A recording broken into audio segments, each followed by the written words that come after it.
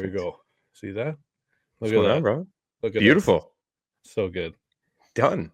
It's taken too long. It's taking a minute, buddy. It's my fault. My fault. No, it's all good. I love it. I think the problem was not a problem, but oh, I got you going already. Jeez. You're gonna have to cut this out. I'm gonna die here. Hang on, one sec.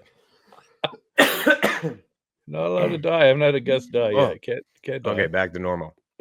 Yeah, no dying. God damn, that tea got bones in it, old buddy. Jesus. Yeah, it's been a while, man, but we finally got there. Yeah. So welcome back to the Caribou Media Outdoors podcast. With me tonight is C.J DiBattista. The one and only. They broke the mold, yeah. They broke the mold. I was just gonna say that. Probably for the best, I think. Yeah. Not enough room for two. Not enough room for two, old buddy. And you, sir, are running with your brother the Full Draw podcast, and you have another one called Behind the Hunt. I sure do. Yeah. Me and my brother started Full Draw, I think, what was it, like a year and a half ago or something? 2 years. And then Behind the Hunt, I've been kind of back and forth on and doing a few things, but we're getting somewhere now. For sure. I can't remember. I was trying to think about how I first heard about you guys. It must have been through Dave. Dave probably shared. I would say, yeah, most of our friend group now has been through Dave. Yeah, that beauty. Him and his locks. Mr. Hellcat Outdoors. Mm-hmm. Yeah. He's like a matchmaker. He is like a matchmaker. He called me today. I haven't called him back. I probably should. Sorry, buddy. We should call him right now. Just call him down and be like, what's going on, dude? What's going on? Yeah, I'm excited for his show that he's got coming out too. Oh, yeah. Yeah. Really he's put a lot of work in that, which looks really good. His studios. I know. Top, man. I got to do so. I got like boxes in the background. But makes you look industrious, brother. Yeah. Like you're working hard, which, well, you are working real hard, actually. Slug it. Yeah. 100%, man. Yeah, like today, when the days that I'm off or I don't have anything to do, I try and book some of these during the day. Yeah, and so I talked to Zach Plasica. He's from Extreme Outfitters. Okay, yeah. He owns that store, and so we were chatting, and then had Evan Williams on this afternoon. Damn, you did 3. This is your third one today? This is number 3. Bro, you are a unit. Oh my God, man. How do you not get worn out, dude? I don't know. I think talking to people. Yeah, I just kind of didn't really backfire, but I kind of got a lot of response right off the hop, which I wasn't necessarily expecting. Right. So things filled up fast. And then I had this backlog of 30 episodes. I'm like, I got to start getting these out. Like one a week isn't going to cut it for right now. Like I'll slow it down as it gets. But it's just been. People love talking about this stuff, which is good. Bro, it took off for you right away. Like getting guests, you were on top of it. Bam. Yeah. Yeah, so, that's amazing. It's been working out. So, let's go back in time a little bit. Mm-hmm. When did you first get introduced to hunting?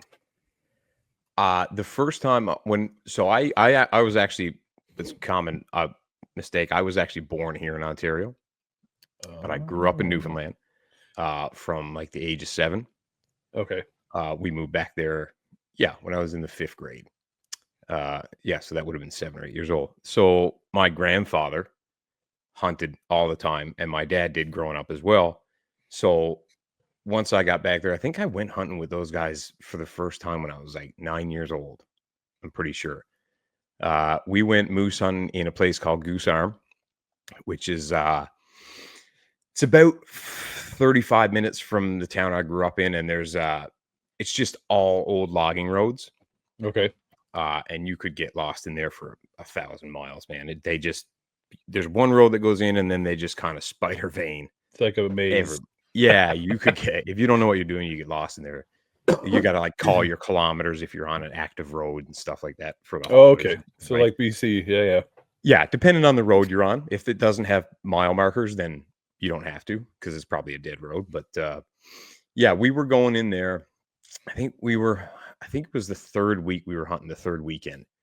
And my my grandfather had an old Ford single cab.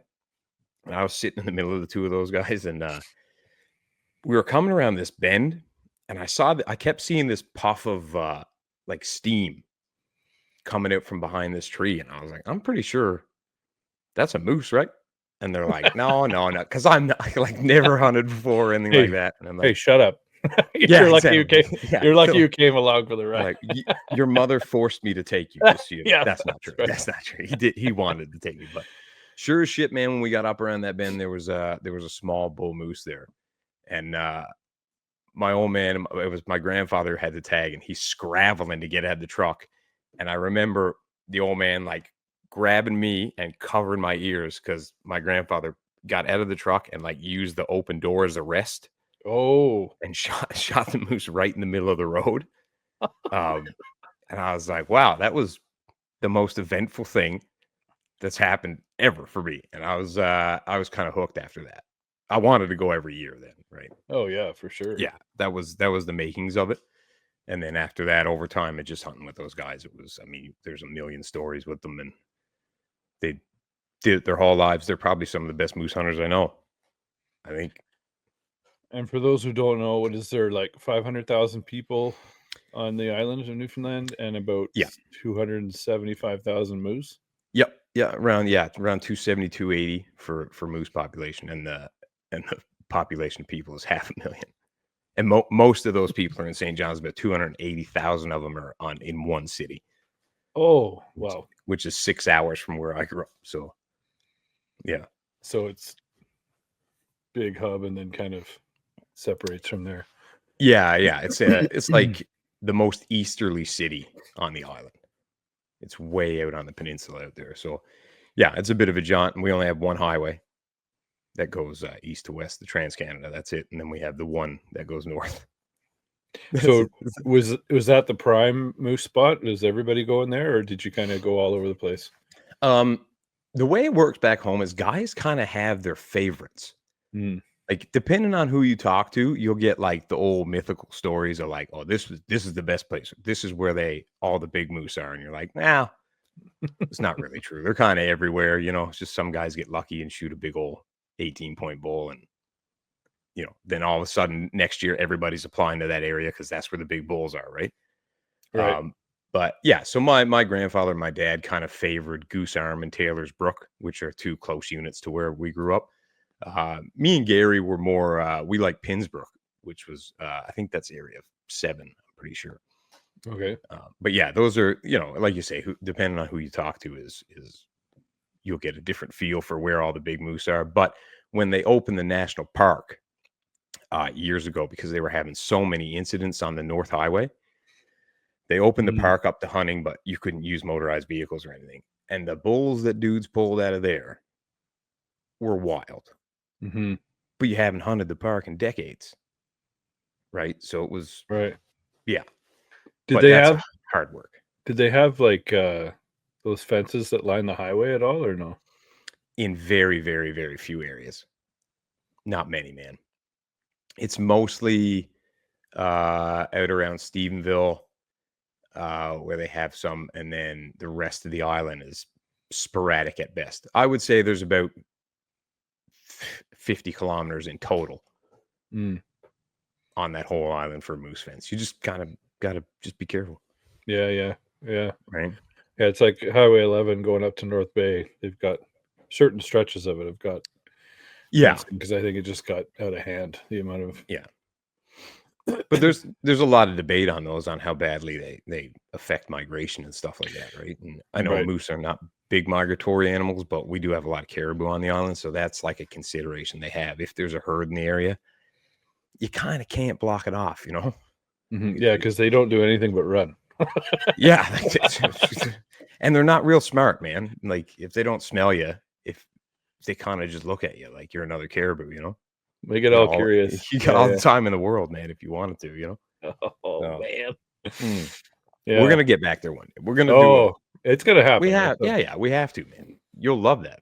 Oh, so that's good. That's But my yeah, tippity top. oh, it's great, man. And so that was my introduction to hunting. And like I said, it's kind of been my thing ever since. Like off and on though, like there was times where life kind of got in the way and you were working too much or whatever. But yeah, it's been a thing my whole life. What is going on with my camera? I don't know. You see this? Yeah, it's glitching out a bit. All right, let me.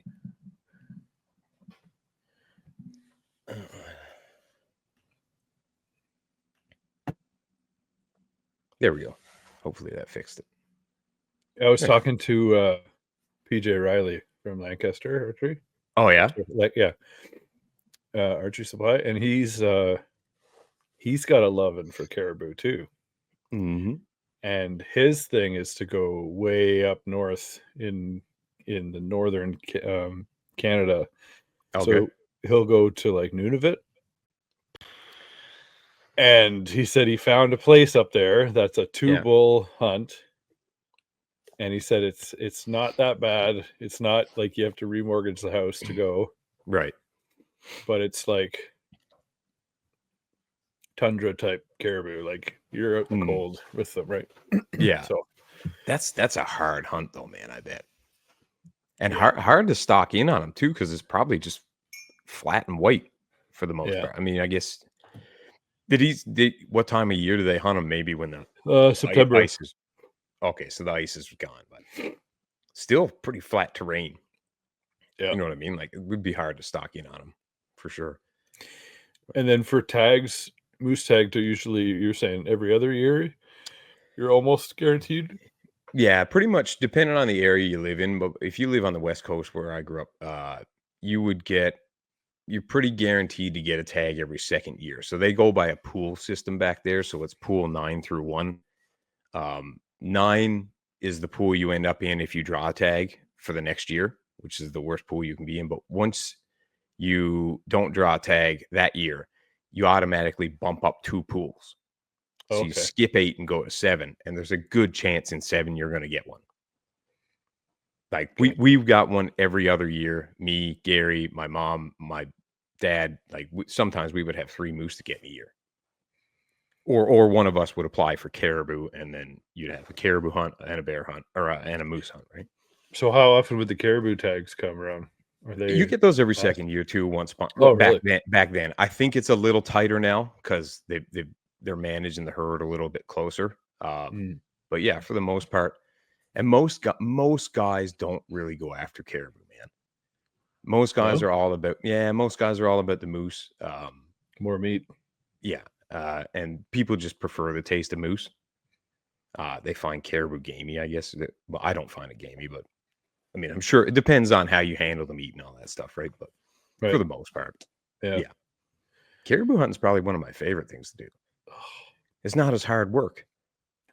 You just got to stay. You got to get in front of them, right? Yeah, you just kind of walk the bogs. You know what I mean? You just it's all flat land. It's a little spongy and stuff, and damp and wet, but you're not climbing through alder beds, and you know what I mean. Like there's a lot of work to get in the moose country if you want to really get back there. And it's thick, so. And then when did you pick up a bow? What stage of your life did that start? I remember watching Major League Bowhunter. Probably when I was in my early 20s, and I think I picked up my first bow when I was like 25 or 26. It was a Matthews Z2, and then from there started with the Matthews. Oh yeah, I went hard in the paint, and I've never been one to half-ass stuff, Josh. You know, like it's just when I bought my first rifle, I bought my first personal rifle. I bought a Tiga T3 light. My old man was like, "Why you buy such an expensive rifle?" I'm like, you might as well get the best. I agree. Buy once, cry once, right? Yeah, exactly. Right. If not, you're just going to upgrade it in a year anyway, and now you've spent twice as much. So, so I got my first bow probably when I was 26 or 27. And everybody said, "Oh, well, you're not going to get good enough to hunt with it," and blah, blah, blah. So I just kind of watched videos and practiced until I felt I was comfortable with it. And then I would hunt with it for the first 4 weeks of moose season, because you get 2 extra weeks at the beginning for just bow. Okay. And then I would go into the second and third week, or the third and fourth week as well during rifle, because you can hunt all year with a bow if you want. You just get an advantage at the front end. But then, the harvesting efficacy of a rifle is hard to compete against. And then, you all got your old man there and he's like, what are you doing with that fucking thing? Just go get the rifle. Right? We would have had that moose if you had. You're taking too long. Oh yeah, 100%. Like he'd go in with you and he'd just be like, you'd have had that moose if you had your rifle. So he's like, all right, I get it. So I've been a rifle hunter mostly my whole life until I kind of moved here 6 years ago. And it's way harder to hunt with a firearm here. So bow as it was, we don't have whitetail back home. So getting into the whitetail game was super fun. Turkey as well, all that good stuff. So then I harvested my first deer last year in October, which was pretty cool, man. It was my second year deer hunting. Nice. Which is, thanks to Dave, by the way, for hooking me up with some there he is again. What a beauty, eh? Matchmaker Dave. Yeah. He's the one who got me into deer hunting. He was like, just come up and deer hunt with me. I was like, I don't even know this fella. And I'm just going to go up and like hunt with him. Right? Yeah. Yeah. Turned out to be great, man. Who was I talking to about that? Oh, Braxton from Hacks and Hunt. He was talking about a hunt that he went on with. He met a guy that like had never really met before from Instagram. They went on a bear hunt. Just hiked them like 12 miles in. He's like, where the fuck are we going? Like, it's ridiculous, right? I mean, if you really if you explain that to somebody looking at it from the outside in, they'd go, you're out of your fucking mind. You're doing that with weapons and you don't know that person. Yeah. But it's kind of like us, right? Like I met you in person once and then we were in a truck driving down to TAC. Right? We sure were. Yeah. It was that fast, man. But it was great, man. What a time we had there, dude. Like that was a ball. You're going back? Yeah, I'm going back. Misha's coming. And Ryan Peterson, you know him? I think so. You're probably following him. He's from Collingwood area. Okay.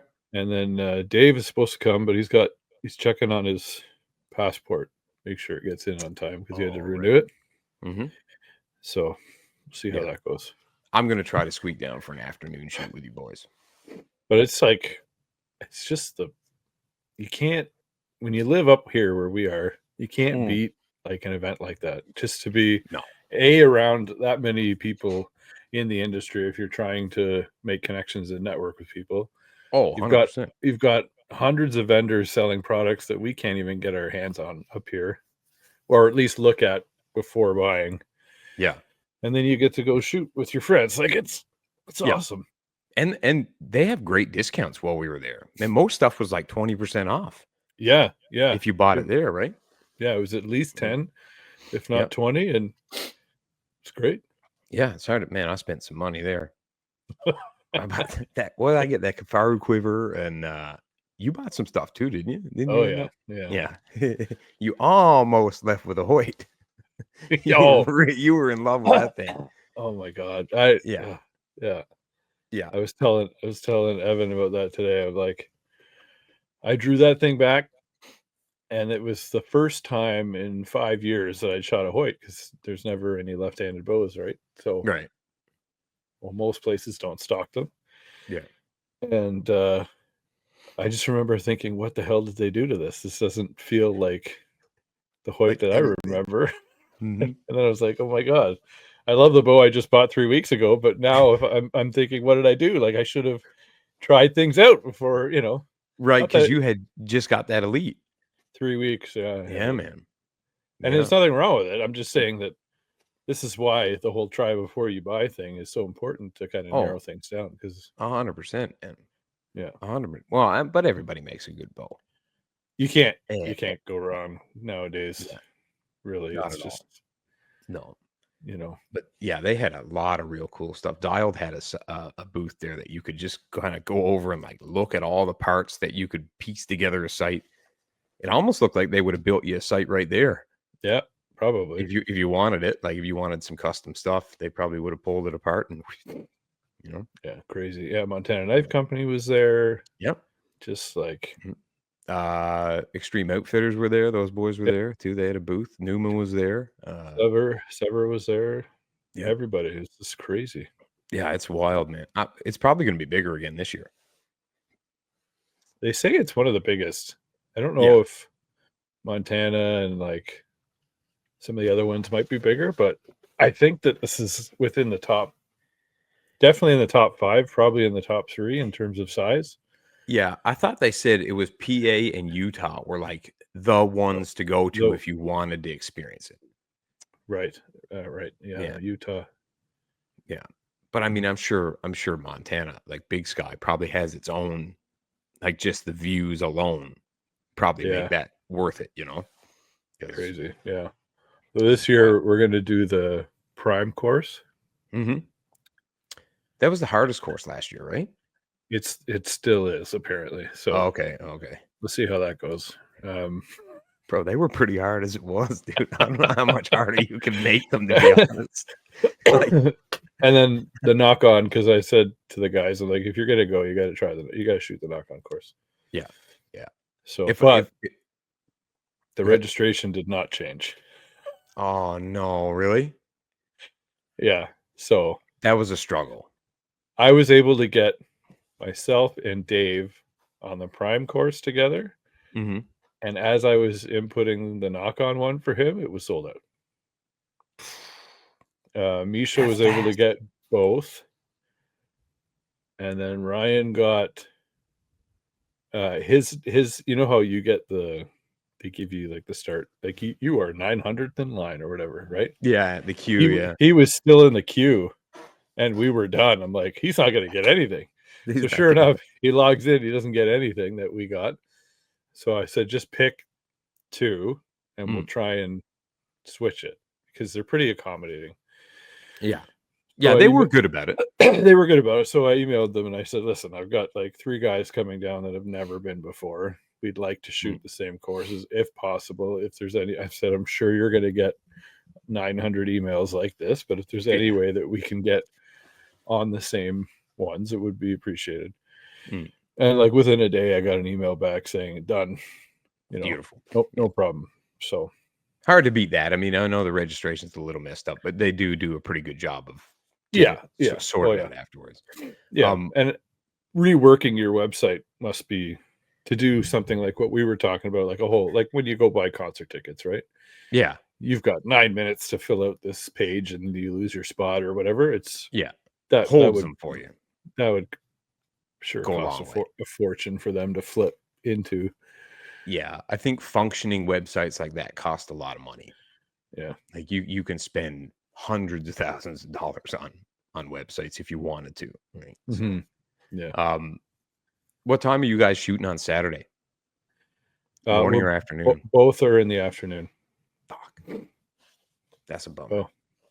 I was going to try and drive down for an afternoon and jump on, because remember they were saying you could jump on the course in the afternoon if you just pay $50. Yeah. So I might head down. Well, maybe I can just jump on a course with you guys. We're shooting the afternoon for both days. Yeah, maybe I'll just do that then. I'll come down on like a Saturday and jump on the course and then come back. That'd be sweet. Bring an air mattress for you in case you want to crash. For the night, yeah. Might not be a bad idea. That's probably a good idea. Driving down to Pennsylvania, driving back on the same day after shooting the course. Man. After walking 4 or 5 hours? Yeah, no. Dude, those are a hike too, man. Like, you got to remember, like people that haven't been, you're it's only 25 targets or whatever. Yeah, but you're walking for probably 4 to 5 hours, I think it was. For sure. Time. We did like 20,000 steps a day, maybe.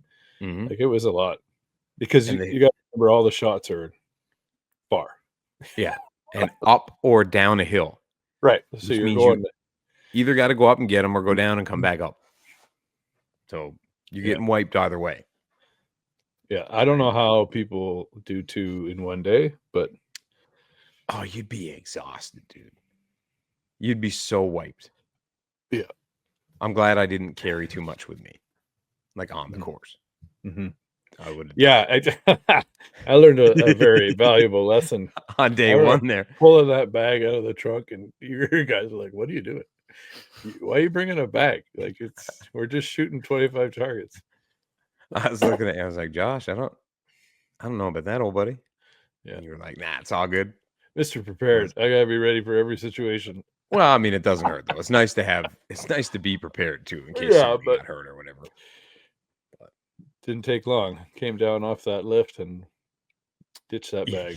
Yeah, you were done. You were done. I think by target 8, you were pretty done with that bag. You were like, this is not happening no more. That hydration pack you had though from Kifaru was pretty cool. Yeah, it's definitely a lifesaver. Yeah. Yeah, I love that thing. So yeah, that's a beauty. You're making a switch this year with your bow? I am. I'm going from a PSE Levitate to a Matthews Lift X this year. I'm gonna go back to a Matthews. It's the tuning system spurred it. I'm good with the fact that now you don't need a press to paper tune it or anything. I'm in. And it's super light. Yeah. They're hard to beat, man. But then again, if I would have waited, I would have really considered that Bowtech Virtue too. Because that thing is super light as well. Albeit a lot more expensive. Is that the one that they made out of Magnite or something? Yeah, that's like the new, remember the Honor from the year before? Yeah, It had that big price tag because it came with all that stuff. But it's kind of like a slimmed down Honor with titanium hardware. That's the thing I liked about it. It's got all the bolts won't rust on you. Yeah, it's all titanium, but it's a $2,000 bow American, which puts it at like 2,700 here. Yeah. When the Matthews is basically the same weight, because MFJJ weighed that Virtue, and it weighed in at 4 pounds with all the dampers and stuff on it. It's supposed to be 3.7 pounds. So if you took that stuff off, it probably would be. But the Matthews, even with the damper, weighs in at 4. Right. So it was, it was a toss between the two. They were just a little late to the game to release it for me to grab one. Because I didn't want to wait too long. Because how Matthews gets. If you wait too long, you're not getting that thing till mid hunting season, right? That's the other thing. It's hard. It's hard when we see the new things come out and they let them out in like January or even before November, December. Yeah. But then you don't even see them till March. Oh, yeah. April. When did I order mine? It was still December when I ordered mine of 2024. And I probably won't get it till beginning of April, maybe the end of March now, which I'm hoping to have it before bear season on the 1st of May. So yeah, no kidding. Fingers crossed there, man. And then what's sorry, go ahead. No, go ahead, bro. What's your arrow setup going to be? I think I'm going to go to those Easton 5.0s. Yeah. Yeah, I just, after seeing them, you got a set too, right? Yeah, you like those inserts, the half collar inserts? The half outs? I do. Yeah. I've never used a half out ever until this year.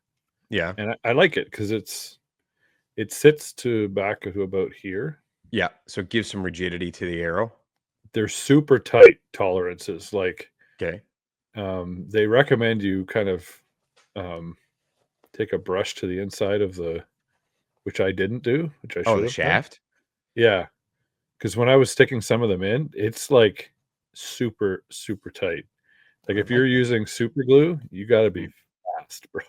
Like you're gonna get in there. Stuck. Yeah. Yeah. So you get about, it's roughly half an inch is like the collar. Okay. And then you have another half, and then your field point goes on. So beautiful. When you're cutting your arrows or getting them cut, just factor that in. So right. Yeah. I cut most of mine down to 28. The previous arrows I had, and then I found that they were just a little too short. Like I wanted a little bit more room.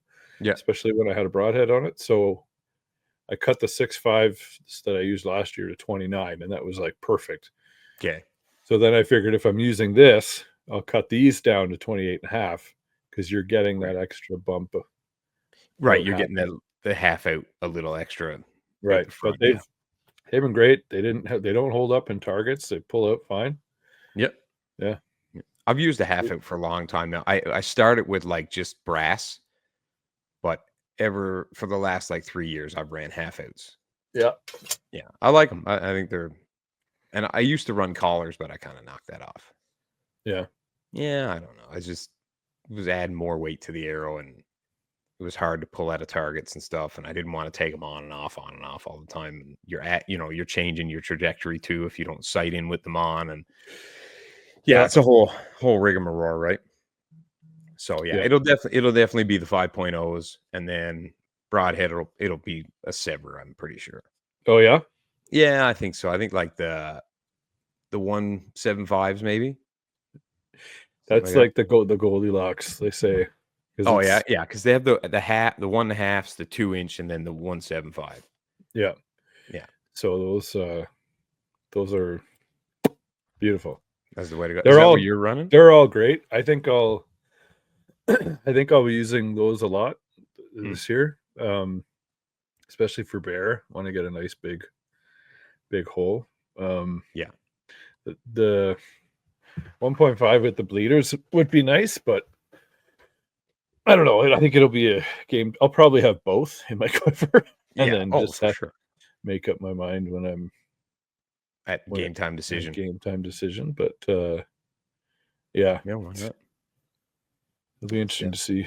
Your release staying the same? You've got the Knock to It Mini. I'm never changing that release ever. So long as I live, I don't care. There's nothing you heard it here. Never. Of all the archery stuff that comes out every year and that like kind of turns your head and makes you look like, oh, I'd kind of like to have that. I'd kind of like to have that. Since I've started using that Knock to It Mini, I haven't looked at a release that I even wanted to try. Like I've wanted to try them, but not in any capacity to buy one or change. Yeah. Just for information for people, you know what I mean, on the podcast or whatever. It's nice to know how things feel. But what is it about that you love so much? It just fits my hand, man. And having a self closer that closes by itself is key. And the neck is super short, which means I can get as much draw length out of the bow as I possibly can. Because I've got a pretty short draw length. Like right now I'm at 27.5. Okay. So when I was shooting an ultra view button, I had to lose a half inch.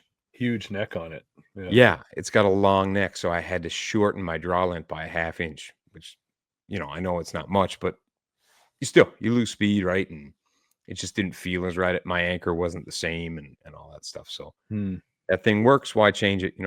Yeah. I'm a tinkerer until I find what works. And then I don't want to tinker anymore. I'm good.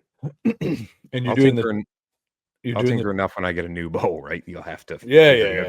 So you're doing the 29.5, you said, for the Matthews? No, 33. Oh, the 33. Okay. Yeah. Oh yeah. Yeah. I'll never go below 30 inches. I tried it once. I've had a 29.5 Matthews, like when it was the V3X or whatever. It's just too short. I'd rather have a long, cumbersome bow in a tree stand than have a 29.5 inch bow. You know what I mean? It's just it doesn't work. So string angles are real steep too. Right. Yeah. Not for me. Nice. So bear hunting in the spring. Are you gonna do turkey, you think, or just focus on bear? Yeah, I'll do some turkey, but I'm dying for bear season. I'm really excited. Yeah, you too. Look at you. I think we all are, because we had a rough year last year. Boy, I had to, didn't we? I don't think I never tagged out on anything last year. Not even a turkey. I've never tagged out on a turkey. Which is kind of sad. I think out of Dave, the two of us, Gary. Yeah. None of us tagged out. Peyton did. Yeah. Got a deer. And Josh Cooney got I think he did all three. Yeah. What is going on? I think my dog is chewing on something. Yeah. Bear. I can't wait for bear. That's going to be good. It's going to be good. Very exciting. So you're also building a rifle. I am building a rifle. Yeah. I want a meat in the freezer situation, I don't. I can hear my dad saying in the background. He's like, "Just go get a rifle." I'm like, "All right. I got you. Good, yeah, yeah." I'm putting together. It's a 6.5 Creedmoor. So something for like medium sized game. I mean, well, you can shoot a caribou with it if you really wanted to, but Weatherby Vanguard is what I ended up going with, and then I picked up my scope today. Actually, Yeah, what's that? Vortex Viper HD. Ooh, Their new one. 5 to 25. 5 to 25 with a 50mm objective. Whoa. Yeah. So, and that's the reticle. Oh, nice. Yeah. So, and it's second focal plane, so it's not the first focal plane where the reticle moves; it stays the same. Oh, okay. Yeah. So, yeah, it's a little bit of a high-powered scope, but that's okay. Hey, that's why not? Just have it easier, man. Have it, you need it, right? Those days of only shooting 300 yards are kind of over, Have you sighted it in yet? No, I still got to build everything. I know you. Or sorry, you just got the But those, like, we were talking about it the other day, me and Gary, and you remember the time when guys were like, oh, like a 30-40 yard shot with a bow is like, that's the max, you shouldn't shoot past that, etc., so on and so forth. And now I really feel like that's changed. Like, it's not the same. Like, now guys are kind of like 60 yards is okay. Oh yeah.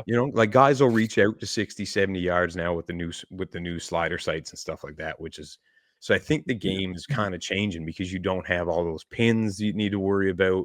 You can dial directly to the number you need. It just makes it easier, right? So guys are more confident to shoot out farther. Yeah, I think as the technology changes, the sights get better, the distance you can reach out, just the possibilities are endless. It's just about you and whether you're practicing, right? Like if you're if you're in your backyard shooting 30 yards, you have no business taking a 120 yard shot at anything. Right. But if you're only shooting at 120 yards and you're hitting decent groups, then that's you always revert back to how you train, right? So if that's how you're practicing, then right. Your effective yardage is your effective yardage, right? Because you or somebody else can shoot 70 yards because you've been practicing at 70 yards is fine. But if you're one of those guys, like you said, that you're only shooting 30 yards, then you shouldn't be taking the longer shots, right? Look at Peyton when we were at TAC when we shot that boar. There's a 102-yard shot. He ringed it, man. Smoked it. Right? Dead center. It's totally doable, man. It's especially, I think modern bows are far more accurate than they used to be as well. Yeah, I mean, you got to account for everything else, like the weather and stuff. And obviously, if you're not feeling confident with it, then don't do it. But if that's, again, that's how you're training. Yeah. You're not going to take a 60-yard shot in a 30-kilometer-hour crosswind. No. You're going to creep in a little bit farther, as tight as you can. But, for the most part, if you got a decent day and the wind is low, then why not? It's also cooler the closer you get because you get to experience more of the situation, right? Yeah. That is my favorite thing about bow hunting is the fact that it's a far more intimate situation than with a rifle. Like when you shot that deer, was it quick or did you wait a little bit and watch her or do anything like that? Or was it? I actually, so when I walked in that morning, I got to the tree. I was climbing up the tree. I think I had my sticks and my platform left there. And I got up in the tree and I turned my red light off and they scattered. It was dark still. So they were there almost the whole time I was there. And I was like, oh shit. So I blew them out for sure. That's fine. So then I think I was an hour into it, maybe hour and a half. And they started to come back the same trail that they left on. So it was 3 does. And I was like, okay, here we go. And I had just texted Dave. I was like, man, things feel different in here today. Like I had been hunting that spot for 10 days or something like that straight, which I know is a faux pas and everybody says don't do that shit, but it worked. So, But anyway, they come back down this trail, and I'm like, okay, game time. Slowly get the bow off the rack, get ready. I already had a couple trees ranged, so I knew where she was. Right. So I kind of just rolled to that, and she looked up at me and stomped a couple times, and I was like, okay, just don't move, as still as possible. And she kind of went back to feeding and started coming up the hill a bit. And once she put her head down, I kind of gave her a meh to stop her and pull through. And yeah, one lung and top of the heart. And she piled up about 80 yards from me. Mm. So 20 minutes, I was down at the tree and, getting to work field dressing. Yeah, I don't know how people wait as long as they do. So I feel like 20 minutes, half hour is lots, man. oh, yeah, like when I shot that first bear, the one I never found, I remember just what I heard him coming. Yeah. So I'm walking, I was like, oh my God, he doesn't know I'm here. Mhm. I think that was the coolest thing, was that I'm up here, I'm tucked away. He doesn't know that I'm here. And this is so cool that I get to watch him walk in and and then within a minute he stood up and figured out I was there because he could smell in the wind. And I was like, oh no, he knows I'm here. Uh-oh. The jig is up. Damn. That's it. Fuck. And I just remember taking that shot, and it felt so good, but it hit a bit high, and he ran, and the arrow snapped off. And I remember hearing him run and run and run. I was like, oh, you never heard any crash, like, eh? Just go down, just go down. Oh, that sounds so far. Running and running. I was like, oh no. I know. And bears are so hard to track too, because they generally don't give up a lot of blood, man. No. Not like a deer. It's so much like they tend to be a little bit more generous on a trail, but bears don't, for sure. That's why I could watch her, right? Like I could see her from the tree where she piled up. Oh, that's even better. That's what all I had. Like I just had to kind of lean back and look around the one tree that was behind me. But yeah, I could see, so I just kind of waited until everything was real calm. And I was like, okay, this is probably done. And I knew, I had the camera too, so I filmed it. So I was pretty confident, and the shot was really good. But the beauty about, I hate lugging the camera in and the arm and stuff like that. But it is a nice thing to be able to like roll back and look at the shot and kind of slow it down and be like, okay, definitely a good shot. You're good. Right. Yeah. There is a benefit to filming your hunts. Yeah, there is a benefit to lugging all that crap up in the tree. Just a lot of work, Yeah, it Added feels work. great once everything is set up. Oh yeah, you just kind of sit back and be like, okay, now I'm ready. Every time I do it and I'm setting it up, I'm like, just watch. This is going to be the time that something's going to come out, and I'm not going to be ready. So I always get the bow set up first before I take any camera stuff out of the bag. Yeah, that's the first thing I do. Right? The bow hook gets put on, the hook gets put on the bow, arrow goes in, release goes on, and then I do everything else. Yeah, after that. So yeah, it is a struggle, man, filming hunts, especially when you're by yourself. Like it's a lot more work, and spot and stock ones are even worse. Yeah. So you're gonna try and use the rifle first and then fill a second tag with your bow, or what are you thinking? I got a couple spots marked out on Onyx that I'm gonna camp at this summer. Or not the summer, but when the snow goes, sorry. If weather permits and stuff on weekends, just so I can kind of get a feel for what the terrain is like and topography. Yep. And if it's kind of conducive, if I feel like I can get it done with a bow, I'll probably bring both and just make it a game day decision, right? Like maybe one day I'll hunt with a bow, maybe the next day I'll hunt with a rifle, depending on what I'm seeing. You know what I mean? Like if I can't get close to stuff, then I'll probably just pull the rifle out. Once I get the job done, I'll have the second tag. I'll just strictly go with bow then. Yeah. But I'd like to get 2 bears in the freezer if I could this year. Whether it's 2 spring bears or 1 spring, 1 fall, either way works for me. Fall bears are better, bigger. They taste better too. They're eating berries and stuff, not grass. It's basically all they eat in the spring, right? It's grass and fish, whatever they can get their hands on. It's like, yeah. I've had some bad tasting bears, man. Gotta push that plug out. Gotta get the grass.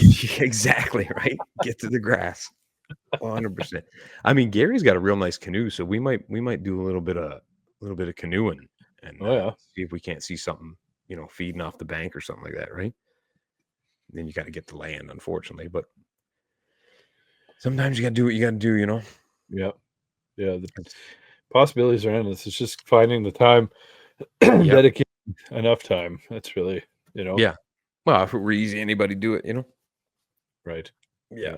But yeah, finding the time is the hardest part, right? Because you don't want to eat up vacation time unless you got like a real important hunt coming, Mm-hmm.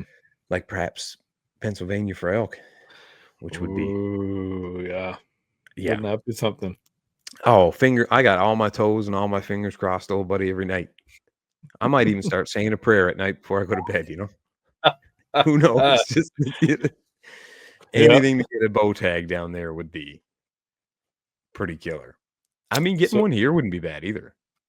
It wouldn't be. Right? Yeah, the harvest areas are smaller than down there, but so for those who don't know, we've applied for Pennsylvania elk. Did you apply? Where else did you apply? Anywhere else? I applied for elk in Pennsylvania for all 3 seasons. Yeah. I'm waiting on ram or desert sheep to open up in New Mexico to apply for. That's just to get accrue points. I probably won't even enter the draw or whatever. But yeah, I've started to apply to different states just to start accumulating points. So that, like the day that you can afford to do it or you do have the time to do it, maybe you can cash in some points and help yourself out, right? But if you don't do it now, you're kind of losing out on all those points that could help you out in the future, right? Right. So that's the plan. Yeah, because a lot of the provinces you have to have either a host or go through an outfitter. Yeah. And a couple that you don't have to do that. You were looking at that a little bit, weren't you? Yeah. So provinces, all the provinces in Canada, you either need an outfitter guide or you can have a host in like BC or Alberta. In the States, you can do a lot of DIY stuff. You don't need a guide or a host. Right. You can just buy tags. But again, it's like, can you draw the tags? Over the counter stuff is getting pretty slim nowadays. Like you can still do it. Like there's still places you can do over the counter stuff. But it's getting more rare all the time. Like Colorado just cut out the over the counter elk tags, right? But you can still apply as a non-resident. Right. Like the people are kind of talking about that, like the game is dead in California or in Colorado, but it's not. You just have to apply now for a lottery draw. So you could, and apparently they're not going to be that stingy with it, right? So there's a good chance you could still draw that tag if you applied. So yeah. But I want to do in the next 3 years, somewhere in there, I'd like to do a mountain goat hunt in British Columbia because you can do that with a host. I feel like there's a lot more training that needs to be involved first in the gym before I even venture down that road. But yeah, once I know a couple people out there, I'm trying to get some feelers out to see if anybody's interested in spending a week in the mountains. Josh, you want to go in the mountains, old buddy? Yeah, buddy, sure. Yeah, let's go hunt some mountain goats, Be great. We got to do Newfoundland first for caribou, though. I'm down for all of it. So there is a plan coming together. We're waiting to see if your mom gets her tag. You want to tell everybody what that's all about? Yeah. So basically, we're going to go.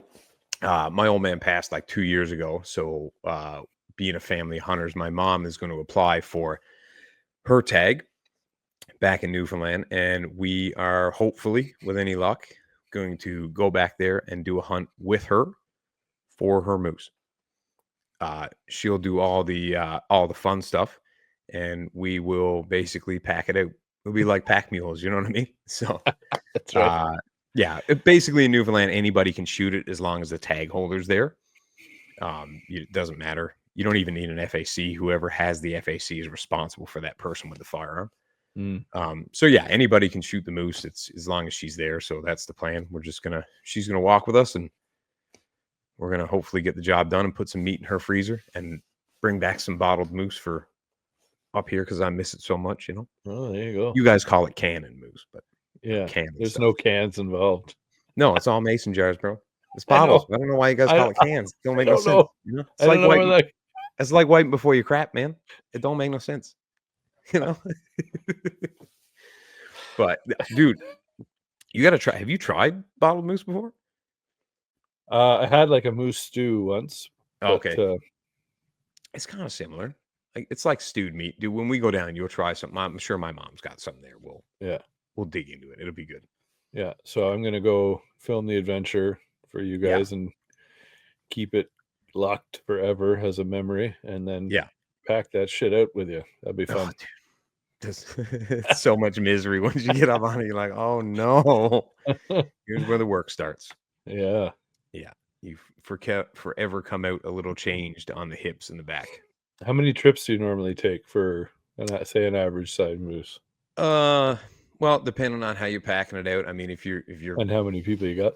Yeah, and how many people. So I mean, if it were me and just Gary when we were at it pretty heavily, it'd be 2 trips, right? A quarter each on the way out, go back, pick up the other 2 quarters, and come on out, right? But that was before, we had like a real weird way of field dress and stuff, like coming up the stomach and rolling out all the innards and all that stuff. But after seeing all the gutless methods on YouTube and stuff where they come up the spine and just cut the quarters off, roll it over, cut the quarters off, I feel like you cut the work down by like half the time because you're not trying to get through the rib cage and all that stuff. And it's quick. Way faster. So that's the plan. I think we're going to go that way this time. Which will make things a lot easier, for sure. But it's still a lot of work getting them out. Yeah, for sure. But that's okay. It's not worth it if it's not hard work, right? That's right. It's what do they call it? They call it type 2 fun. Yeah, type 2 fun. You'll look back on that memory one day and remember how much fun it was, even though you were in a fine state of misery the whole time. Right? That's right. Nobody looks back on like a roller coaster that they had fun on, but you'll always look back and be like, hey, remember that time we were moose hunting and it was raining and hailing and it was miserable? Wasn't that a great time? You don't appreciate it while you're there. Right. Yeah. So you said you moved back there when you were 7. And is Gary your half brother? Stepbrother. Stepbrother. Yeah. Okay. So my mom remarried. So my stepdad was his real father, and he was adopted when he was young. And then we reunited somewhere in like the early teens for me. And then he went off to the Navy. Over there? Over there, yeah. So he lived in a city 25 minutes from the small town I grew up in. Well, it wasn't a city. They say it's a city, but it's like 30,000 people. So he went looking for his biological dad, which at the time was my stepdad. And then we kind of met up. And after he got back from the Navy, he moved back to Deer Lake. And we kind of started hunting and moose, duck, bear, caribou. And that was kind of it. We've been hunting partners ever since. Nice. Yeah. We kind of don't go anywhere without each other when it comes to that stuff. So that's awesome. Well, he's good. He's a good hunting partner, man. He doesn't complain. He just gets to work, Yep. Get it done. Yeah, we just kind of figure it out and we trust each other and we know how each other hunts, which is, good to know. Like you can kind of anticipate the other guy's movements and what he's going to do. So yeah, it works out good, man. Nice. Just want to take a quick break to talk to you about a couple of things that I've been using that I think might benefit you. One is this Numa Outdoors gear. This is in their Kaza OV pattern, which is great whitetail pattern when you're up in a tree in the fall and late season. They also have a Kaza pattern which has more green in it, which is good for spring through to the fall. Numa has given me a code to give to you of Caribou Media 20, which will save you 20% at checkout. Another product here that I've been using for years now is the Bulldog targets. This is a Canadian made target. They're made in Manitoba. They have a lifetime warranty. I've used that warranty twice now on a couple of my larger targets that are outside. It's very simple, very easy. These targets are 2-finger removal every single time, which is incredible. field point only target. Bulldog's been gracious enough to give me a 20% discount code to give to you. At checkout, use code BD20-caribou-media. That'll save you 20% on these awesome targets. Now back to the show. And then when did the podcast start then? Was that you guys had another one that you started before that? Yeah, we had a miserable failed attempt at a podcast that had no topic. It was like Seinfeld, you know what I mean? It was about a show about nothing. So that kind of, I don't know, it just lacked some sort of direction. So we kind of pivoted and said, you know what? We've been shooting all the 3D archery and we've been hunting our whole lives. Like, why not just do a podcast on that? So we did, and it picked up a little bit of steam. And then we kind of met you guys, and we've had a few shows together as well. And then we did some trivia shows, which was great. And then the shoot last year that we did, that's the predecessor to what we're doing this year, the three of us. Mm-hmm. That kind of really gave us a boost in listeners, and it's kind of been picking up ever since, which has been great. It's surprising, man, how many people listen to the show and support and stuff like that. That was incredible for like what was it, a month? You guys had it, you advertised about it, and it all came together, and you had like 80 people. Yeah, I mean, that was testament to like all the people that helped out and stuff like that, because that thing went off. Like you say, we did it in a month. We got the word out there. We got all the volunteers, came together. We set the course up. Me and Peyton had to do a little bit of clearing there and stuff like that. And before you knew it, it was the day of, and we had, like you say, 80 people. We raised a ton of money for the club, and what a great time we had, man. It was awesome. Yeah, it was so much fun. It's going to be better this year, dude, with the 3 shoots we got coming and all that stuff. It's going to be an awesome time. Yeah, so we're throwing together 3 3D shoots. Yep. Called the Full Draw Caribou Cup, combining the two of our things together. The first one's going to be May 18th at Royal City Bowman. Yep. The second one will be in July. We're still working out the date. Mm-hmm. And location. We got something in the works, though. Location, yep. And then September 6th will be the third and final one at Elmira Rod and Gun, which will be a big party. So, yeah, and a ton of good prizes and a lot of prizes, which is a little different than other shoots. Some prizes are merit based, so if you're winning, you will be able to win, some prizes instead of just entering a draw for money. There'll be that too, like to help raise more money for the clubs. But and we're gonna, between Josh and the rest of us, we're gonna release some teasers on what we do have for prizes, but we're gonna leave some stuff as mystery too. Mm-hmm. Right? Yeah, it's been overwhelming. Well, dude. See the boxes behind me. Yeah, it's been a little overwhelming. You can't see half of them around the stairs back there, but yeah, it's been pretty crazy. Like the minute I mentioned, between you guys with the podcast and me with the YouTube channel, and we just we've interacted with a lot of different companies, and we made a lot of relationships with people, and it's amazing. You start talking about what you're doing and they just want to jump in. Like you didn't even have to ask some of these people. It was just like, we're going to send you some stuff. We want to be. I have to say that the hunting community at like from a company perspective, if there's more than willing to help a good cause. Mm-hmm.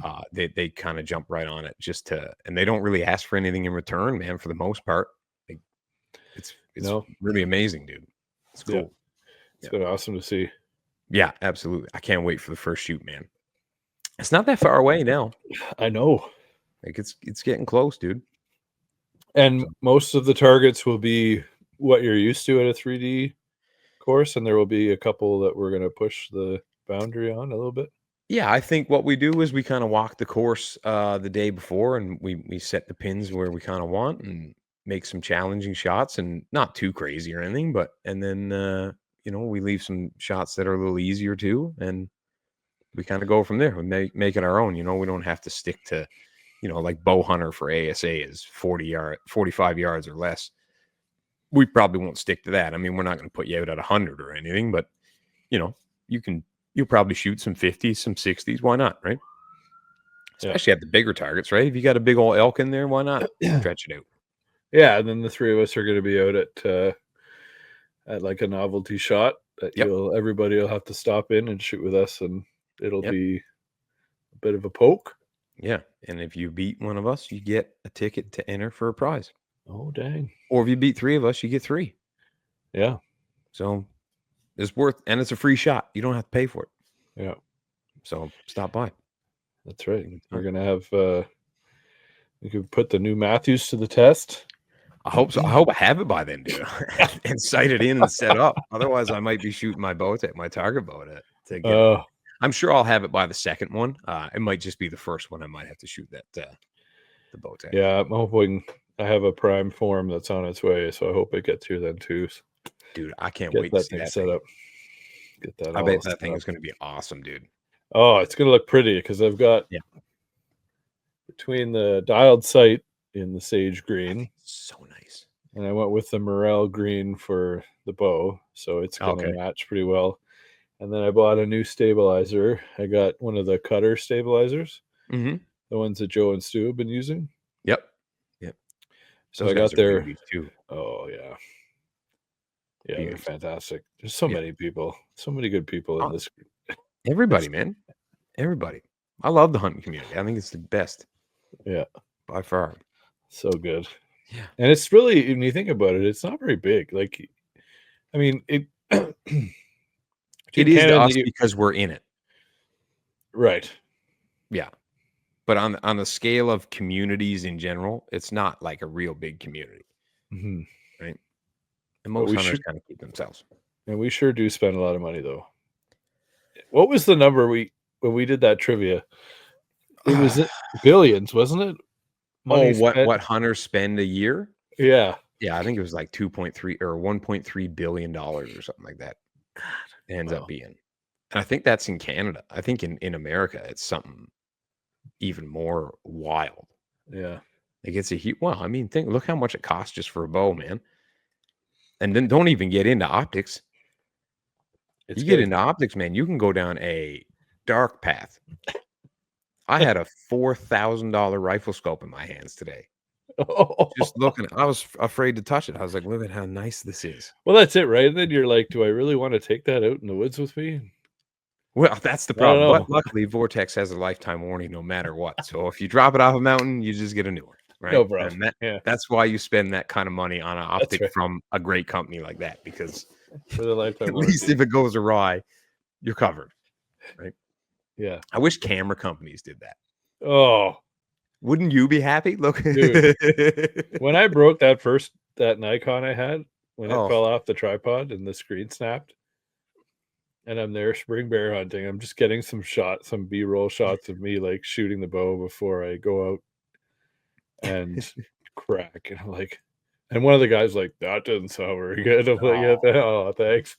Thanks, bro. And then I call the store and they're like, why would you? I was just going to try and replace it because it was like 2 years old. They're like, why would you want that one? It's 2 years old. I'm like, because it's 2 years old. Because I don't want to spend a fortune. So why do you guys flip these out so fast? Yeah. I remember when you text like the picture of it to the group chat, and I went, "Oh no, bro!" I was like, that was kind of right before TAC too, wasn't it? Yeah, because you had to get you kind of in a little bit of a rush to get a new one. Yeah, for TAC. I'm always afraid I'm going to drop that camera. When I get up in that tree, I'm so worried. Yeah, the whole time. And I was hunting like real close to water this year. So I was like, man, if this thing goes down there, I'm going to be so upset. Yeah. Oh, well, that's why, like when the weather got really bad, I switched to, I've got a camera mount for my fourth arrow. So I just throw the cell phone in here and like stretch the arm out to get like a good overall shot. And then I'll put like an action camera pointed down at wherever I'm going to be shooting. Man, you can get real good footage with a cell camera now. Oh yeah. It's only when you have to zoom in that you start to kind of lose resolution. You know what I mean? Yeah. Like it's much nicer on a full body camera, right? Yeah. It's just I don't know. Some of those storms we were getting, I was like, I am not going to watch this thing just get destroyed up here, even with a cover on it, right? You still Yeah. you run the risk.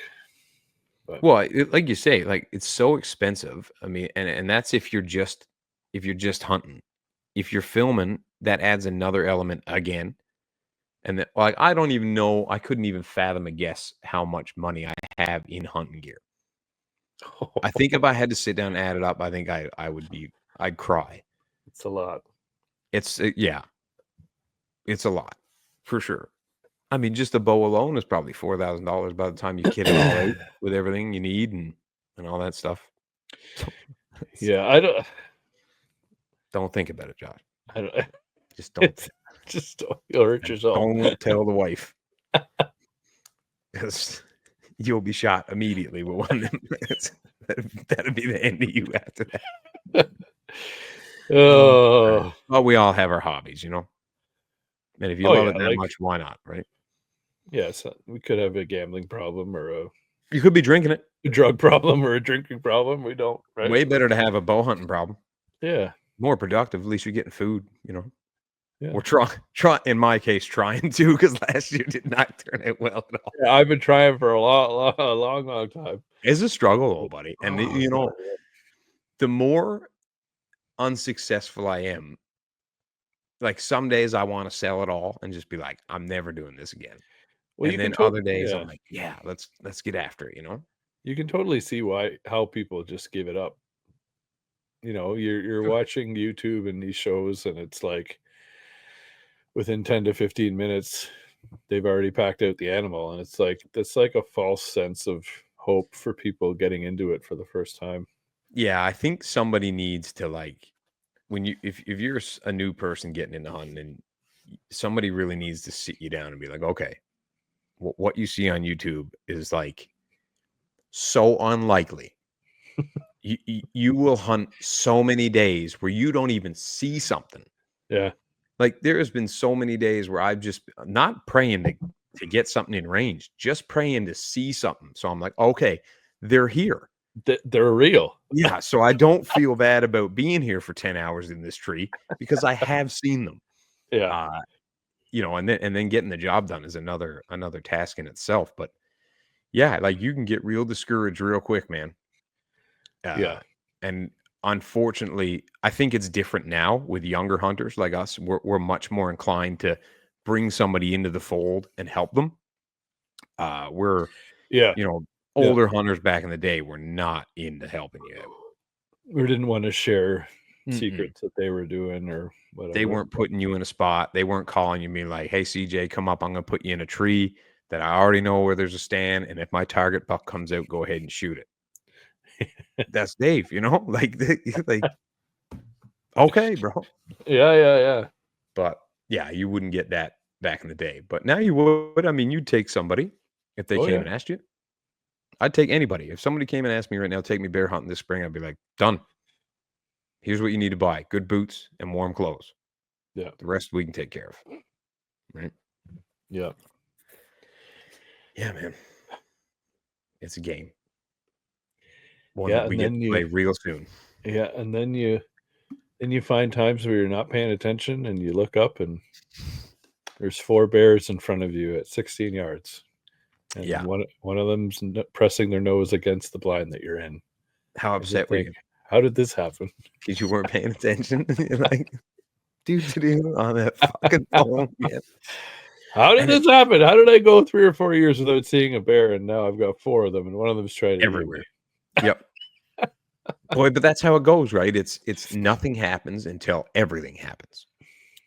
Yeah, so you got to be ready. Especially when you're hunting from a blind or a tree stand. It's a spot and stock is so much different because you have this, you can't make things happen, but you have the sense like you're changing things to make them happen because you can move. Right. Where when you're in a tree stand, you're kind of like, well, I can call.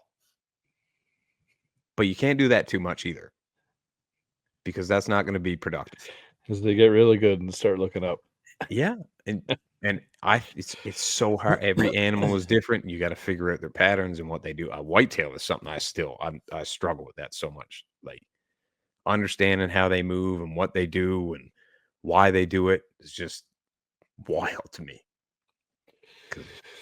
Yeah, they're so switched on because something's all the trying to time. kill them all the time. So it's Yep. like every Yep. step, every whatever, they're just They're very aware of what they're doing. They're aware of their surroundings, and when things change in there, they pick up on it pretty quick, like real quick. yeah. So is this going to be your third year with a saddle? This will be my 3rd year with a saddle. Yeah, yeah. It is the way to go. Yeah, I was going to say. So out of obviously spot and stock is your bread and butter. That's how you were raised. But out Yeah, of the tree stand ground blind saddle situation, you're saying the saddle's the best you're finding? yeah. I don't even own anything else. Just a saddle. That's it. Well, that's a lie. I have a 2-person one of those sit down stands, like those big ones. Like the ladder stands? Yeah, the ladder stands with the big mesh seat for 2 Yep. people. But yeah, I think a saddle's comfortable enough, man. You can be in the tree all day and you can move quick if you want to. I mean, all the new stands nowadays are pretty fast too, though. Dave runs one of those lone wolf stands, and that thing is he Super can be up light. in the tree quick, right? I mean, remember when we were up trying out your Gary saddle and your saddle, it was, man, you can get up in the tree pretty quickly once you get used to it, right? Yeah. Yeah, it's far easier to set up. I just And like the versatility of it. Like, where do you want to go today? You yeah, can you can go anywhere. anywhere you want. You don't have to, Yeah, and you can fit it. Every component can fit in your backpack, and then you still have your whole pack to pack in whatever else you want: clothes, food, whatever, yeah. camera gear. But yeah, um, how did you find the saddle for like the first year running it? I loved it. It was Yeah. a bit of getting used to because you know, I'm not a huge fan of heights, but Mhm.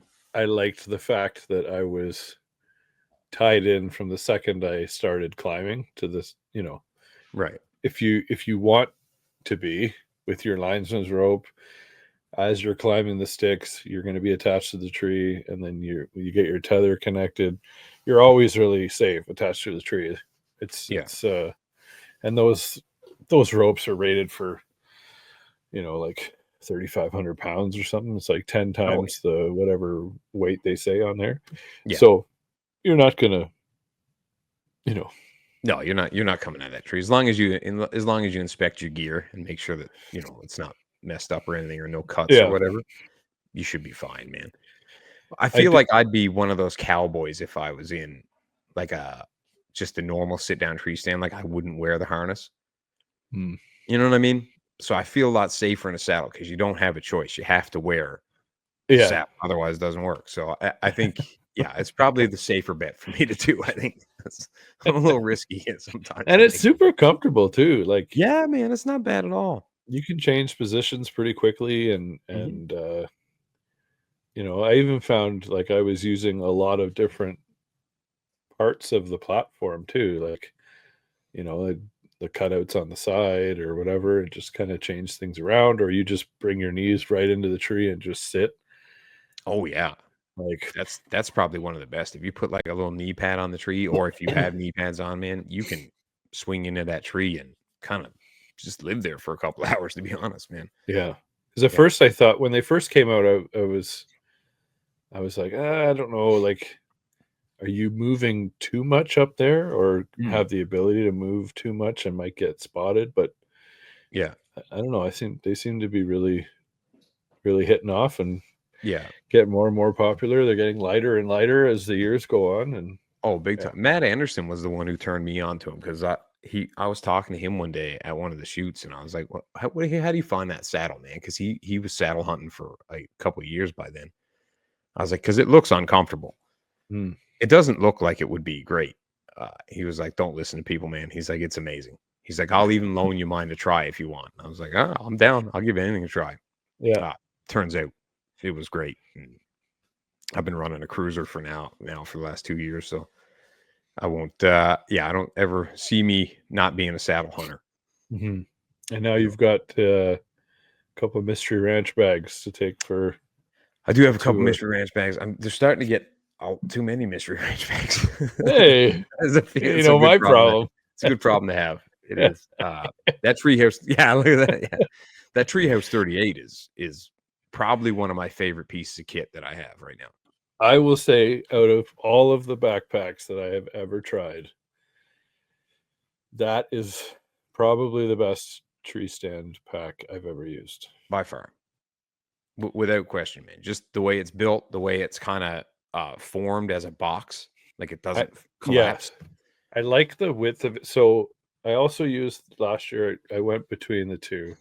I used the Kifaru Manimal for half the season, and then I used the or 3/4 of the season, and then I used the Treehouse for the rest of it. And I found that the Manimal was great. The Manimal is great if you're like, it was designed as like a tree stand, but also as a Western hunting bag. So it's great for, trips where you don't, maybe a couple of days. There's not a lot of room. It's very narrow. Right. It's more of like a straight up rectangle. So when you're packing things in, you can't put a lot of things beside, like when I had the camera gear, I had the camera bag, I had the, Right. it fills up very quickly, right? Yeah. So that was my, in terms of a tree kind of bag, that was a little bit of my complaint. Like, the belt is great for when you're hauling stuff, but it gets kind of cumbersome when you're up in the tree. Now, I did use it as like an extra strap to wrap around the tree. So it's a great bag overall. You can't go wrong with Kifaru stuff. They're built like tanks. They're going to last forever. They stand behind their stuff. They're amazing. Yeah. But everything about that Mystery Ranch Treehouse, like the material is quiet. So quiet. Super soft, quiet, doesn't make any noise. I love how the lid is just a hook. Yep. You undo the straps and you've got that hook. You flip that over. You've got access to the front pocket from both sides. Yep. And then even if you do open it, it only opens on a 45-degree angle and stops so that all your stuff doesn't fall out. Crashing out, right? And that top lid acts as kind of like a shelf too. Like I lay my phone there or whatever. My rangefinder's just lid there. Like everything's really accessible to me. Yep. And those two inside pockets that are right at the top of the bag, man, they're great for like things that you want to keep close to you because you can just kind of drop them in there. And like you say, it's super quiet. And yeah, it's just it's so well designed and thought out that it makes your experience while you're in the tree so much more comfortable. But compared to the Manimal, you can't haul anything. You could haul stuff in the bag, but you can't. I wouldn't be hauling. There's no shelf to it. You can't haul. There's no. It's not on a frame. Like you can't haul necessarily. Like I don't think you can go over. You're not putting any weight in it. No, I wouldn't go over like 50 pounds in it. No, you're dragging your deer out. You're not putting anything in that pack. No way. Right. It's more for all your other stuff. Yeah. But at that point, I'm fine with that. Yeah. I'm probably going to drag it out anyway. You know what I mean? Like it's probably it's either going over the shoulders or it's getting dragged out, one of the two. Yeah. And then you got the Marshall, the 105. Was that? I've got, right now, I've got a Metcalf 75. Oh, right. The Metcalf. Yeah. Yeah. And a Beartooth 85. So those two bags are quite large. They're going to be great for backcountry hunts. Like when we go to Newfoundland, we do that moose hunt. Those things are going to be great for that. Yeah, especially with the meat shelf and all that stuff and the way I like the way they're. That's another design too that Mystery Ranch did well. That the bag actually like hooks over the frame. It's not attached by clips. It actually has fabric that goes over the frame, so that pack is really like structurally rigid to the bag, which is nice, man. Yeah, I think they're gonna perform real well, and they're super light. I think my Metcalf is only like 5 pounds or something. Okay, that's nothing. And if you pair them with the game bags, they've got little slits in them as well that'll go over the frame, keeping the weight off of your instead of having it slump. And then I got the Sawtooth 65. Yep. They've now included with the Mysterium line, they've included once you get the bag off the frame, they've got straps to actually strap the meat down as well. to the Right. Yeah. Oh, to the frame. yeah. Actually, Oh, there you go. Sawtooth 65. Oh shit, you're collecting. I'm collecting them now. That's going to be a great bear season bag. Yes, that's Right. why I bought it. I got it too. A little smaller. That way you're not carrying this big old, 85-liter pack on you. That thing will hold all your optics, everything you need. It's probably even a little overkill for a 3-day hunt, to be honest with you. They did a lot of changes to that compared to the other Sawtooth, so I can't wait to get into that. When I pull it apart for the video, but yeah. Mystery Ranch makes some great stuff, man. Real great. They're the best hunting pack I've ever used, by far. No question. So, yeah, man. Can't go wrong with those. No. Not at all. Getting into some of the accessories for your new build. Mm-hmm. What are you putting on the new rig? Well, I'm gonna be a sucker and go with the Matthews stabilizers, even though they're very expensive. You kind of have to. Right? Yeah. And then for a rest, I think I've got a Hamsky Epsilon there. So I'll probably just throw that on there off the Levitate. And then I'm going to go with a dialed proof sight. Ooh. For sure. Yeah. I actually ordered it the other day. Oh, damn. Yeah. So real excited about that. Boy, I'll tell you, it was after I saw yours, I was hooked. Just the sight picture alone, man. So clear. Being so clear, no obstructions. The level is even tucked up out of the way at the top. So you've got all your pins are so visible and there's nothing blocking your view. It's, great design. That alone sold me. Not to mention the rest of it, because it's so smooth. It works great. And it's light too, man. It's like real light. And the adjustability to it, like when you're setting it up and you go, it comes with a tape on it that you use for figuring out your sight tape. Mm-hmm. So once you bottom it out, find your 20, right? You move it to wherever you find your 20 on the housing. It's always good to put it down to like where it's flat so that you have the most amount of space. And then you shoot for 20. I did 20, 40, and 60. Right. And then there's a card that will be in the box. You mark on the card where those are based off the numbers you get from the tape that's on there. Yep. You line it up with your tape and find your tape. So once you get the tape on there, so the one I picked was close, wasn't quite 100%. You can move the actual tape ring. Okay. And tighten it down. You can also move the pins. Right. So you have a lot of adjustability. So again, once your 20 is found and perfect and set, you can, even if, you have to look, on the back of the card, it'll show you based off of your 20 and where your other pins should be. So you're not going to be able to go 20, 30, 40. It would be more like I think mine is 20, 40, and 52, I think is what I have right now. Yeah. But you can fine tune that once you figure it out. It's pretty cool. Yeah, because you can't move the individual pins. You can move the indicators. Indicators, that's right. Yeah, sorry. So whatever that second pin is, it is. But you just have to move your indicator to show you what that second pin is. Right. Yeah. Which is, that's great. You got a 3-pin, right? Yeah, 3-pin vertical, yeah. Yeah, that's what I went with too. 3-pin vertical. You guys I was always 5-pin horizontal. Always until last year. And you guys were like, oh, you should try a 3-pin. And then I did with the CBE and it was great. And I loved how open the sight picture was. And yeah, it's hard to beat, right? You don't have those horizontal pins coming in and blocking off half of your sight picture, man. So much better to have that post up the middle. Yeah. And with that that is covering most of the distances you'd be needing to shoot at anyway. So for sure. Yeah. Yeah. Within those 3 pins, 100%. And then I do like how the sight kind of gets closer to you to give you more vein clearance too.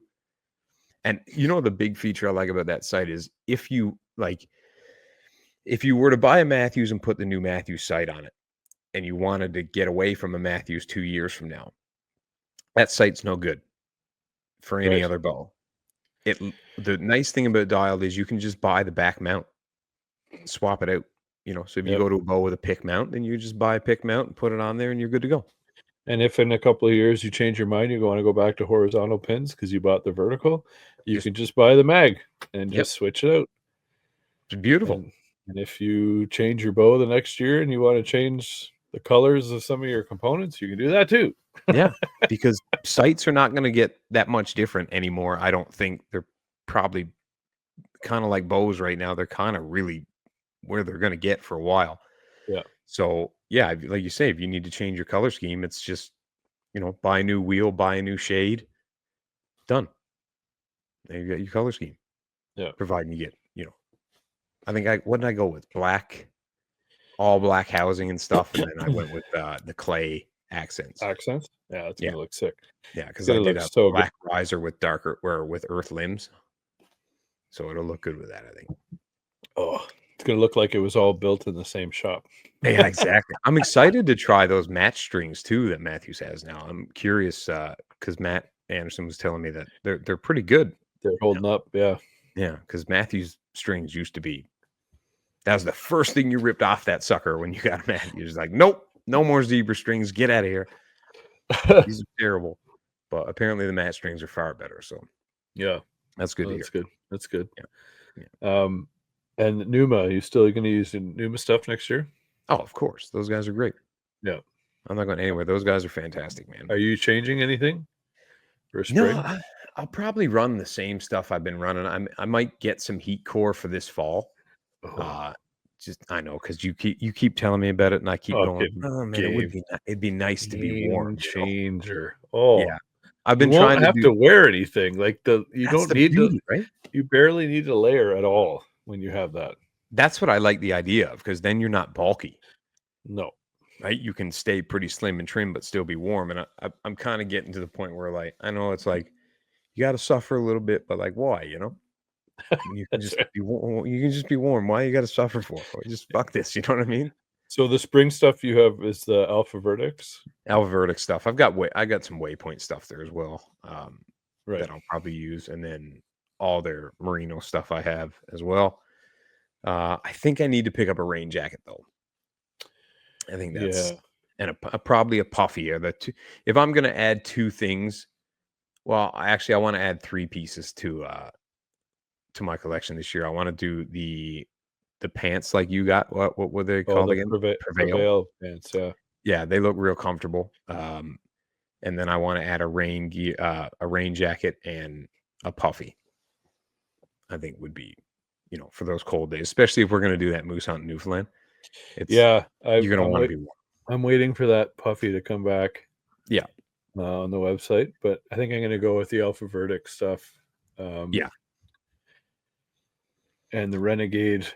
I think I'll get the Renegade pants as well, and the Renegade hoodie, and that merino one. Yeah. Oh, the Gunnison hoodie. The Gunnison. Yeah, I don't have that yet. I take that thing everywhere. And then I think I'm going to get the puffy in a solid because I see myself wearing that all the time. I would wear that all the time too. So I'll probably get it in like beluga or something like that. I think that's one of their solid colors. Yeah. Yeah, that's definitely, I'll probably do the same. Did they say when they're releasing the new puffy? I think it's not till this summer. Because it's in redesign right now, right? They're changing a few things up on it and improving it, making it better. They're tweaking. And one thing I did want to mention, I sent a couple things back to get repaired because I put some holes in them. If you're going by way of Shipsy, for people in Canada, you can buy new things. You cannot get returned things through Shipsy. They will not accept that. So what, returns? Yes. Yeah, bro, I didn't exchange. No. Getting it to Numa was fine. Oh. Getting Numa to send it back through Shipsy to me, they won't do it. It has to be a new product. Gotcha. With an invoice, because it's not. I didn't pay anything. It's lifetime warranty, right? Right. So they've fixed the stuff, and they're trying. I thought I could just route it through there again, Mm. and they're saying no. So they said you have two options. You can tell them to destroy it. I said, well, don't do that. I want my pants back. Don't do that. No. Jesus, And tell them to destroy it. oh, that shouldn't be an option. Did you tell that fella, like, you know how much that stuff costs, bro? That's right. I almost felt like saying, just like tax me again on it again. I don't care. Like, just I want to get it back through. Yeah. Or you can have it sent back there. So it's going to be sent back, but I don't know if they will ship to Canada. So I got to talk to them. That's a bummer. Actually, you should talk to Gary because he knows of a warehouse on the other side of the border close to him that he can kind of drive across and pick stuff up from. Oh, really? So if they ship it to there, maybe you can just, or one of us can kind of swing by and grab it. Maybe we'll make a road trip out of it and go pick up your gear. You know what I mean? We'll go to Buffalo for a day. Yeah, I'll work it out one way or the other. Yeah, we'll figure it out. But I see what you're saying, because when I sent my stuff back for an exchange, they could send an invoice with it. So it was still new. Yeah, that makes sense. Yeah. Okay. So that's a bummer, eh? Lesson learned. Yeah. Yeah. That was a struggle. Not good. We gotta get those guys a warehouse up here. Yeah. If only somebody had one. I don't know. I know a fella. If anybody from Numa's listening, call me. I got a warehouse for you. I got a warehouse. I'll help you out. You know? Whatever it takes. Canis just did that. They've got I know. And Scree's been doing it too. Scree's been doing it for a while. For years, a couple years now. So let's get Numa up here, because I think they've got some of the best gear. They do, and it's like I just wore a Sitka 2 years ago, and it's pretty on par. Like it's very, very good, very good stuff. I came from Sitka too. I was not cold once. Nope, not at all. And you were wearing the Ventus stuff, right? I had the Ventus stuff on. I was fine up until I think when it really started to drop. And then I threw the heat core on. Yeah. And that just like... The Ventus stuff's not even their warmest line. And you were super comfortable.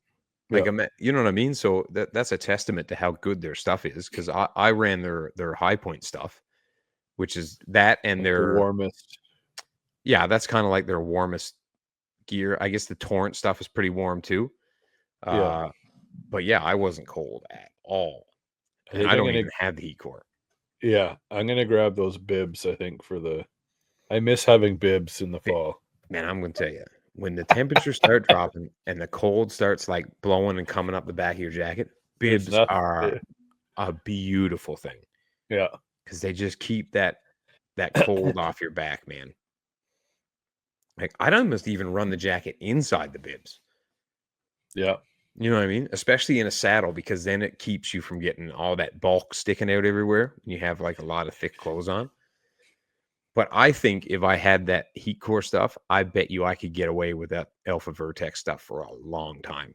Oh, yeah. Yeah. I bet you I could hang in that for a very long time before it would be snow on the ground before I'd have to change. Yeah, absolutely. Yeah. Yeah, looking forward to it. Oh, yeah, absolutely. I mean, I'm looking forward to bear camp too. I can't wait for the spring to come so we can get. I got to pick up a stove now. I got a line on one from Old Marketplace, so that'll be good. And I got a good, nice teepee tent there. We just got to get some cots, old buddy, and we'll be living luxury. You know what I mean? Like, what more do you want? Rock. So you've got a teepee already? I do. Yeah. My wonderful wife got it for me for my birthday. Beauty. Mm-hmm. Beauty. It's a beautiful thing. How many people can you put in there? 8, apparently, but that's lies. So 4. There's no way I'm telling you right now, me, you, Gary, and the stove is the next one in that tent. There ain't no way you're getting any more than that in that tent. It's not possible. I don't think you'd want to, man. I think you'd be too close to each other. You know what I mean? Yeah. We should all get together and do a video of setting it up. 100%. Yeah, for sure. What make is it? You remember? It's the one on Amazon, man. The fire hike one. Oh, okay. Yeah, they had some good reviews on it, dude, and it's fucking way cheaper than buying $1,000 teepee tent. Yeah, some of them just get out of hand, right? Well, I just wonder how can it be that much more money? What was it called? Fire what? fire hike. Fire hike. Yeah. I'm gonna get. I think I'm gonna get one of those Pomali stoves to go in it. I found a nice one on Marketplace, so hopefully we can make that happen. What? Nice. How long are we away from bear season, old buddy? 2 months, pretty much. And spring turkey. They're here in no time. Just hope our bows get here on time. Yeah, you ain't wrong there, buddy. Fire hike makes a stove. They do make a stove. But kind of want to name like a known name when it comes. Yeah, especially when you could die if you. Yeah, I don't want the way I go to be. Hey, they were bear hunting and he died burned in a tent. You really want to make sure you got an airtight stove so you don't. Although I have seen some of these, I don't know if this one looks like it does. Some of them have like little slits for air to pass through, so you're not. Yeah, they all have dampers on them and stuff like that, which is nice. So you're not gonna. Yeah, those look nice. Yeah, man. I mean, like I said, luxury, just warm and dry. That's the main thing. If you can stay warm and dry, brother, you're good. You can do anything if you're. I can deal with anything if I'm dry, old buddy. That's no problem. I can deal with a lot of cold if I'm dry. Yeah, absolutely. Yeah, amazing. Okay, well, we've been on here for about an hour and a half now. Yeah, we got one going. Holy fuck, yeah. It's a minute. So, buddy, I appreciate you having me on, man. It's awesome. Yeah, man. This will be the first of many. Yeah, for sure. Let everybody know how they can find you and the podcast and everything else. Yeah, you can. I'm on Instagram, C.J DiBattista, and then you can find the podcast, Full Draw Podcast, on Instagram or on any podcast platform, Spotify, Apple Podcasts, all that stuff. And you can find Behind the Hunt as well on Instagram, and also on any podcast platforms that you listen to. There you go. Yeah. All right, brother. Awesome. All right. Talking. Yeah. Let's get those bows set up, that gun sighted in, and let's go find some bears. Let's do it, brother. All right, man. Okay, bye. Have a good one.